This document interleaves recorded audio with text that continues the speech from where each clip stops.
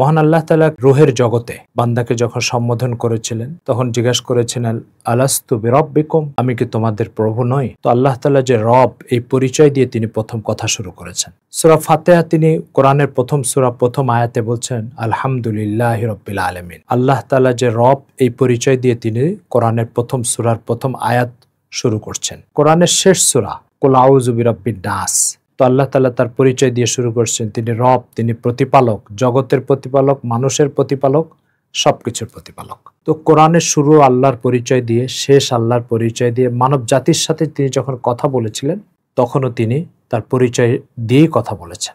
আজকেও আমরা আল্লাহ তাআলার পরিচয়ের উপরে দু একটা কথা বলবো ইনশাআল্লাহ। সুপ্রিয় দর্শকবৃন্দ, একটা রুমে টেলিভিশন চলছে, তিনজন ব্যক্তি সেখানে উপস্থিত, একটা শিশু সন্তান, তার বাবা, তৃতীয় একজন ব্যক্তি। শিশু সন্তান খাটের সামনে বসা, সরাসরি টেলিভিশনের দিকে চেহারা ফেরানো। বাবা খাটের পিছনে বসা, তার হাতে রিমোট। শিশু সন্তানটির সামনে দেখছে প্রতিনিয়ত টেলিভিশনের চ্যানেল পরিবর্তন হচ্ছে, এ চ্যানেল আসছে, সেটা যে আবার বি আসছে, বি চ্যানেল চলে গেল, এরপরে সি চ্যানেল আসছে, সি চলে গেল, আবার ডি চ্যানেল আসছে।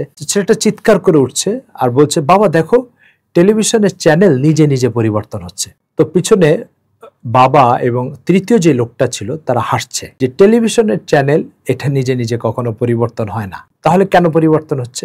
মূলত বাবা পিছন থেকে রিমোট টিপতেছে, কিন্তু ছেলের বয়সের স্বল্পতা আর উপলব্ধির সীমাবদ্ধতার কারণে শিশু বাচ্চা এটা বুঝতেছে না যে পিছন থেকে একজন নিয়ন্ত্রণ করছে এবং এই চ্যানেল পরিবর্তনের কাজটা করে যাচ্ছে।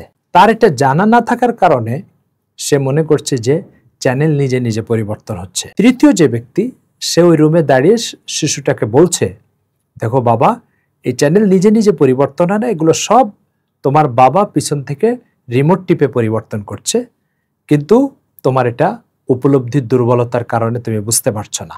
প্রিয় দর্শকবৃন্দ, এই উদাহরণটা দ্বারা আমাদের উদ্দেশ্য হচ্ছে পৃথিবীতে আল্লাহর সৃষ্টি হয়ে যারা আল্লাহ তাআলাকে অস্বীকার করছে তাদের উদাহরণ হচ্ছে এই বাচ্চার মতো। তারা আল্লাহ তাআলা যে পর্দার অন্তরাল থেকে সবকিছু নিয়ন্ত্রণ করছেন রিমোট দিয়ে টেলিভিশন নিয়ন্ত্রণ করার মতো, এটা উপলব্ধির সীমাবদ্ধতা আর জ্ঞানের পরিধি সংকুচিত হওয়ার কারণে আমাদের সমাজের লোকজন এটা বুঝছে না। কিন্তু ঠিকই আল্লাহ তাআলা পিছন থেকে এটা রিমোট দিয়ে পর্দার অন্তরাল থেকে নিয়ন্ত্রণ করছেন।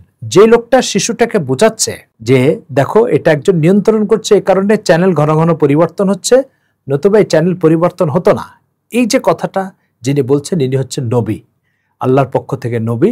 তিনি এসে আল্লাহর পরিচয় মানব জাতিকে দিচ্ছেন যে পর্দার অন্তরাল থেকে পৃথিবীকে আল্লাহ নিয়ন্ত্রণ করছেন, তিনি এটাকে প্রতিপালন করছেন, কিন্তু তোমাদের উপলব্ধির সীমাবদ্ধতার কারণে তোমরা বুঝছো না। প্রিয় দর্শকবৃন্দ, এই প্রতিপালন করা, নিয়ন্ত্রণ করা, কন্ট্রোল করা, এটাকে ইসলামে এবং কোরআনের ভাষায় রব বলা হয়। এই যে রব শব্দটা, এটাই আল্লাহ তাআলা বান্দাকে প্রথম যখন কথা হয়েছে বান্দার রূহের সাথে, তখন এই রব পরিচয় দিয়েছেন। দেখো তোমাকে আমি পৃথিবীতে পাঠাবো, ব্যাপক পরিবর্তন দেখতে পারবে, আমি কিন্তু পিছন থেকে সব পর্দার অন্তরাল থেকে রিমোট দিয়ে নিয়ন্ত্রণ করছি।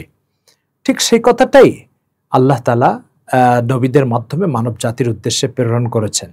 দুঃখ পরিতাপের বিষয়, ছোট বাচ্চাটার ভাগ্য খারাপ হওয়ার কারণে সে মানতেই রাজি না যে টেলিভিশনকে রিমোট দিয়ে পিছন থেকে কেউ নিয়ন্ত্রণ করছে। বাস্তবে সে মনে করছে যে এটা A channel, B channel, C channel, এটা নিজে নিজেই পরিবর্তন হচ্ছে। আসুন বাচ্চার এই সীমাবদ্ধ উপলব্ধির থেকে আমরা নিজেদেরকে রক্ষা করি, বরং বাস্তবতাকে উপলব্ধি করার চেষ্টা করি। আল্লাহ তাআলা সে সুবুঝ আমাদের সবাইকে দান করেন। আসসালামু আলাইকুম ওয়া রাহমাতুল্লাহ।